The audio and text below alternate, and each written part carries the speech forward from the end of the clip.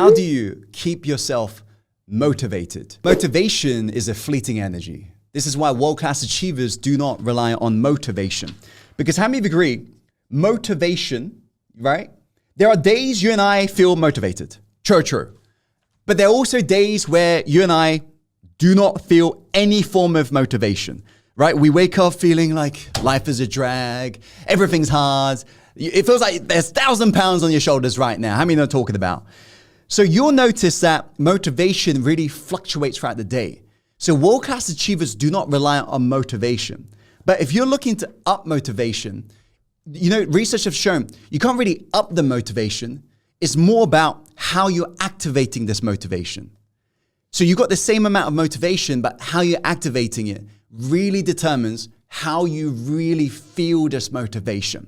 Now, what do I really mean by this?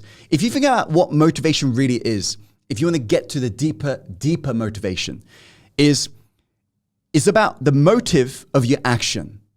Yes? So if you look at people who are really motivated, they've got a big why. They've got the big reason, right? Whereas if you look at people with lousy motivation, they've only got the what. Such as, I want to make some money. I want to make $1 million and I'll travel around the world. That's not very inspiring. How many of you agree? But if the why behind that is because I want to break free of generational curses, well, that's pretty big, right? And that'll probably get you pretty fired up every single day. True, by the way. So the type of motivation really matters. This is the difference between intrinsic versus extrinsic. So these $1 million goals, it's extrinsic, not very deep. But the intrinsic, what's the why behind that? That can get you more alive. But in general though, world-class achievers do not rely on motivation because again, fleeting energy. What do we rely on? We rely on discipline.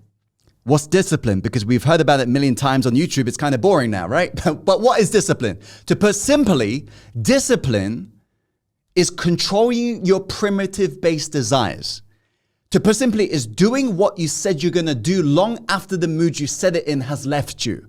To put simply, discipline is integrity at its highest form. You getting this? It's you following through on what you said you're going to do. And you and I know integrity, is you making your word law, right? So when your word is law, that's when you are embedding integrity into your life. And every time you do what you say you're going to do, think about this. Every time you do what you said you're going to do, then what you said you're going to do becomes your reality. Now, think about how powerful that is in terms of a programming, because you have now just thought about something and you've just done it right now, and it has now become a reality. And the mind is now seeing it in your reality.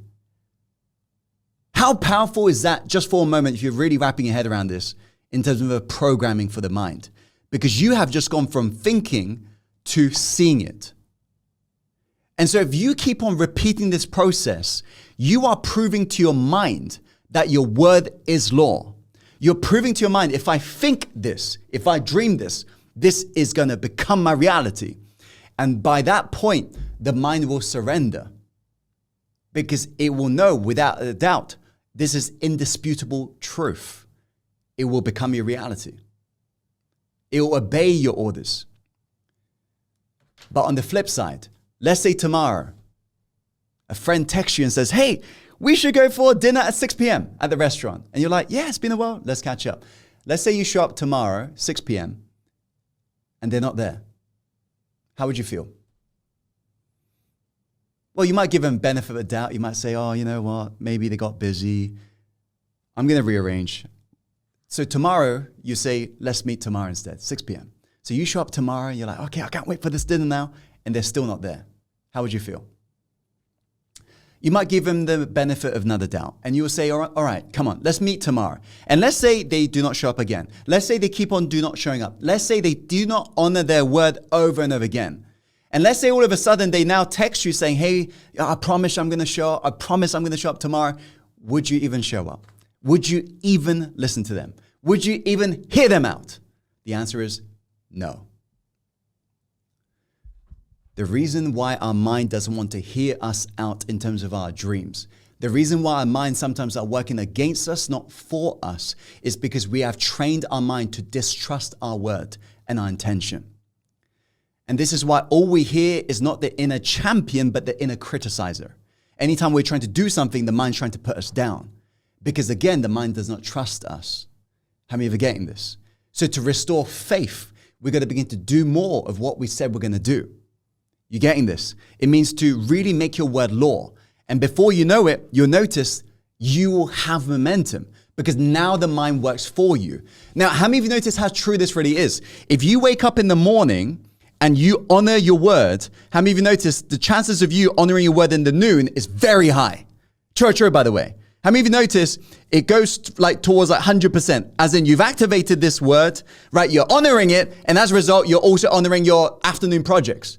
On the flip side, if you lie to yourself in the morning and you say you're going to go to the gym, but you don't, chances are you're actually going to delay everything else in your life that day. How many of you notice how true this really is? This clearly shows the way we train this brain matters. It's like training a wild animal. We're going to restore faith back in ourselves, right? Confidence. What does that mean? Latin, confidere, to trust and rely on. Building this trust. Everybody knows it, but not everybody becomes it. Integrity. You seeing this? Integrity. How many of you are getting this? So regardless of what happened yesterday, you can forgive yourself. We can start today becoming a person of integrity. Now, you've registered this Q&A and you've made it here. You've already honored your word. Now you're going to honor your word in the next moment, the next moment, next moment.